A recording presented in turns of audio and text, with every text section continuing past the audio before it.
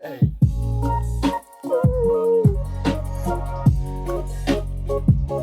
This has to be one of my favorite things I've made. I got lots of cool stuff to share with you in this video that I'm really excited about, including this beat, a new plugin that's probably one of my favorite, and it's free. I've also just recently created a Patreon page, and more about that later, plus loads of really powerful producer techniques that help me produce this.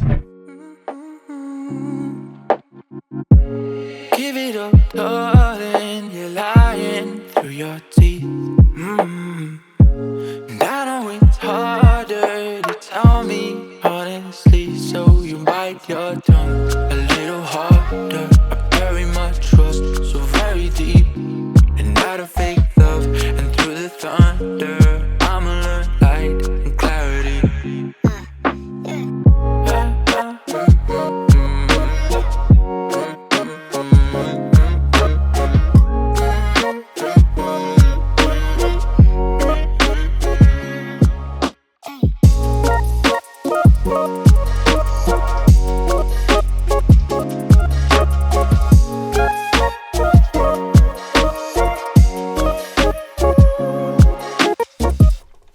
This has been so much fun to make. So let's just dive into the breakdown. The perfect place to start is with the instruments and this new plugin that I'm talking about called Vital, which is a free synthesizer. It's very similar to Serum, but I find it a lot more intuitive to use. The interface I prefer the look of, and it's free, which is nuts. So I'll link it down below. I have no affiliation or sponsorship with the people that made the synth. I just think it's a really great tool that all producers should have. So shout out to everyone who was involved in putting this synth together. There are some great tutorials already explaining how the plugin works, but I'm just going to dive into how it helped me create this. Here is Vital. I really like the way it looks. If you've used Serum before, it doesn't take long at all to get very used to it. You can more or less create exactly the same sounds in Serum that you could in here. There are also options to pay for larger numbers of presets, but there's so much to get going with initially. For this track, I was aiming towards chill pop. The tempo is 148. I created a really simple chord progression.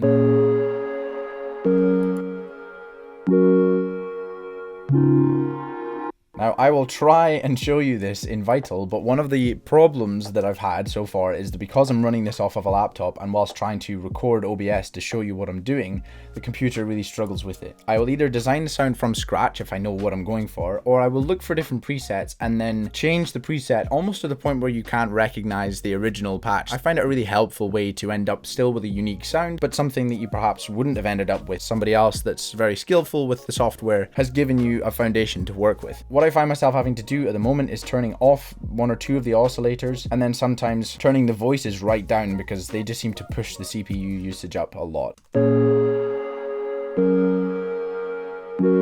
You can see it just jumps right up.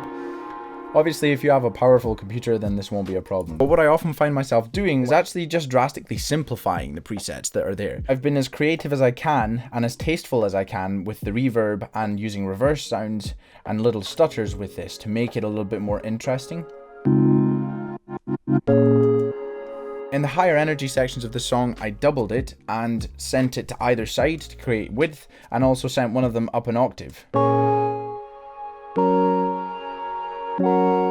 So the simple keys are there and it's being sent to the reverb channel here and a delay channel, and then I'm automating that reverb to come up and down. I also have a distortion automation clip which I just push up and down depending on the energy I want that synth to have. The next sound is just a little lead sound. You'll notice that the melody is really simple. It's so tempting to add loads of this in because it's a satisfying sound. When I want that sound to be spacious, turn the main volume down completely so that all you're hearing is the reverb. But then in the higher energy sections, I push the key volume back up again so you hear the energetic dry sound.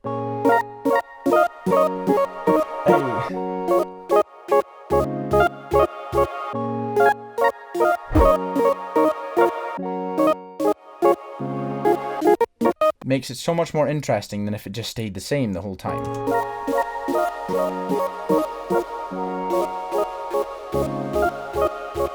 It's just too much and it overpowers everything, especially when that vocal comes in, whereas having that automating up and down gives you space.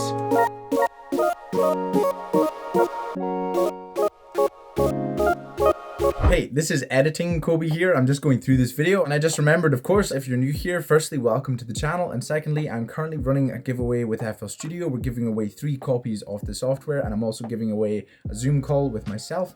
And the link to that giveaway is down below. There's lots more information in other videos I will link here and in the description. But good luck to you all and I'm excited to announce the winners on the 12th of December. The last Vital patch that I have is this sub.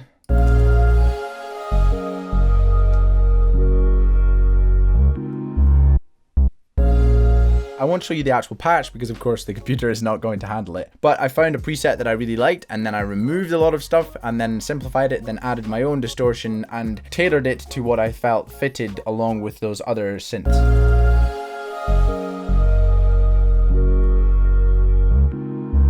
One of the main things that you can do to emphasize how thick and heavy a sub is to remove it.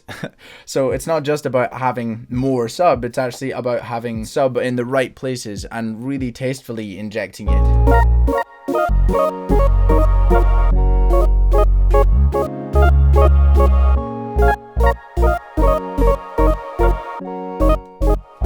So in that last section, I end up pulsing the sub along with the synth, just to emphasize the bounce of it rather than just having it on all the time. Also, I have little sections where I've cut the sub so that leading up into the drop parts, the sub actually gets much quieter.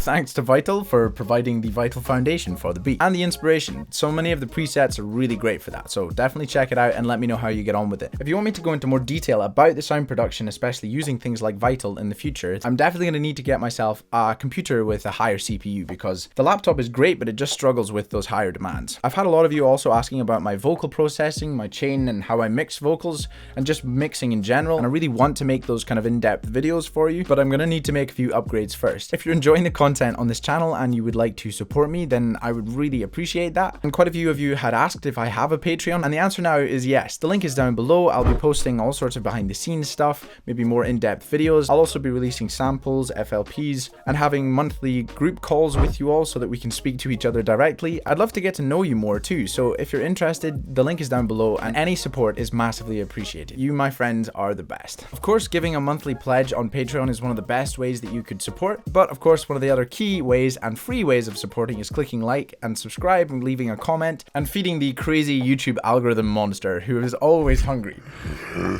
Just visually you can see that the drums grow in shape so much over the track. So the initial snare that comes in is this little soft one. Darling, you're lying through your... Then changes.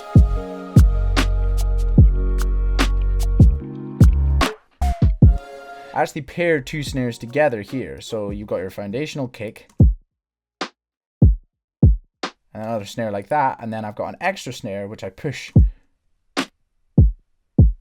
slightly across to the right, and that just opens everything up. It just makes it feel bigger and it says, yeah, we're really going now. One of the main techniques that I often use is making the snare command the track. So if a sound comes in, it will come in with the kick and it will leave with the snare. I find it really effective at opening and closing phrases, whether those be vocally or from instruments and synths, and also the sub.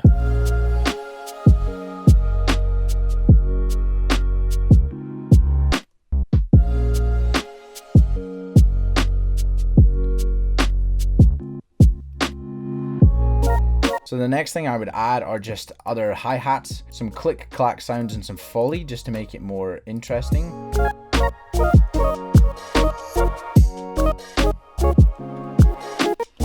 And my philosophy for adding other drum sounds and making drums sound better is just listen to your body. And if it makes your body move more, it's doing good things. And like I've mentioned in other videos, you've got to make sure the volumes of those extra sounds are right before you can really make that final decision, because it might work really well, but only when it's at the right volume. So the main thing needs to stay the main thing, which are the instruments, the kick, and the snare. Everything else needs to be complementary.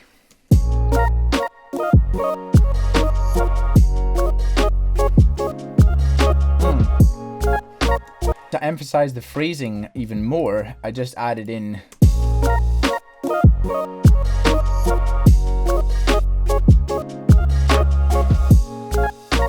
Those sound a little bit too loud on their own. They go well when I then finally add in the fast closed hi-hats, which are high energy.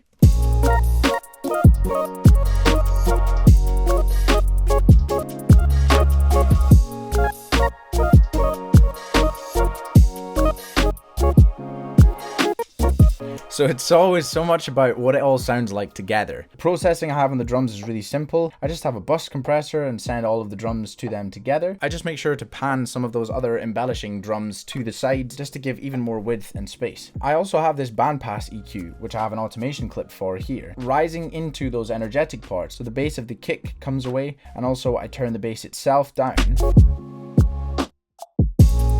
And that just makes it hit so hard. Now, I am progressively seeing my skill level increase as I do more of this. Each track you make is essentially a combination of decisions, and over time you just get better at making each and every one of those decisions. So you choose good instruments, good drum sounds, you choose the right tempo, you choose the right key, you choose the right chord progression, and as you get better at making each of those individual decisions, your final product just keeps getting better. That is one of the best tips I could give, is to just trust that the more you do of this, the better your decisions will get, and the final outcome will just keep sounding cooler. It's not just about what you decide to do, it's also about what you decide not to do. So you've got to make some mistakes and go down some dead ends and try other things. And that is a process that I am involved in every day. So once I had all of that put together, I just wanted to throw on some other Foley, just some playful fun sounds that would spice it up a little bit.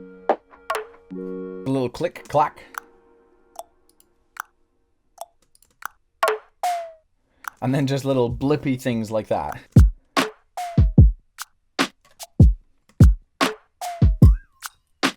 For this sound here, I actually took my bottle. I was gonna take a drink and I opened it. It was like bring, and I was like, wow, I'm gonna record that, throw it in the track, and it actually works really well. If you wanna make your track sound a little bit more unique to you, try recording things around you. Like, it's just gonna make your beat a little bit more interesting and unique.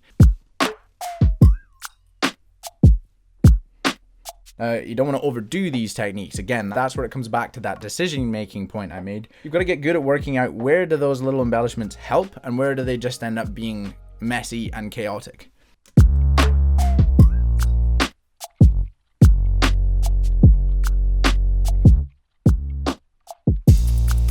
To really understand the process that I go through making these things, I think I would have to show you me making it whilst I make it in real time, which, like I say, I can't manage with the laptop at the moment. So once again, I really look forward to being able to share that process with you guys in more depth. Even though I make these videos relatively long, and if you've watched until this point, you're a legend, I feel like I'm not giving enough information to actually help you understand the decision-making process that's going on in my mind. But the top tips of this video would be download Vital and use it, and get continually better at decision-making within your process. The final element, of course, is the vocals, and this is what it looks like. But anytime I play this along with the screen record, my computer just goes crazy. But this is probably one of the most fun and inspiring tracks that I feel I have made. It's been so enjoyable all the way through, and I really hope you all enjoyed it too. Let me know if you have any other questions about it down below, or get in touch on my Instagram. I would love to hear from you. Anyway, I really hope you enjoyed this video. I look forward to sharing the next one with you, but until then, bye.